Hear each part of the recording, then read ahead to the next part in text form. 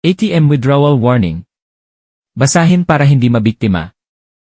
Gusto ko lang mag-share ng nangyari sa akin sa ATM para maging aware tayong lahat, lalo na sa on-dispense transactions. Ang nangyari ay nasa ATM ako at nag-withdraw ng 10,000. Habang nagbibilang ng pera ang ATM, biglang lumabas sa screen ang unable to dispense requested amount. Tapos lumabas ang card ko. Walang cash at walang resibo. Dahil hindi ako nag-request ng resibo. Dahil wala ngang lumabas na pera, lumipat ako sa katabing ATM at nag-withdraw ulit ng 10,000. Successful ito at lumabas ang cash. Pero ito ang catch, after ko makuha ang pera, nag-balance inquiry ako at doon ko nakita sa transaction receipt na 10,000 ang nabawa sa account ko.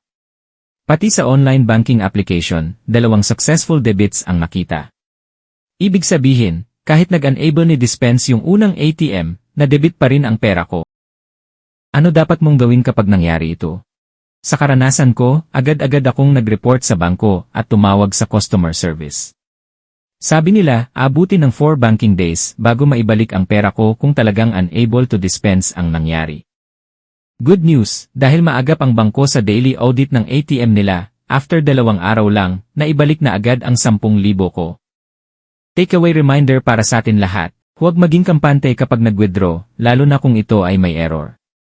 Mag-request palagi ng transaction receipt. Kahit sa balance inquiry o withdrawal. Ito ang proof mo kapag may problema. I-check agad iyong balance.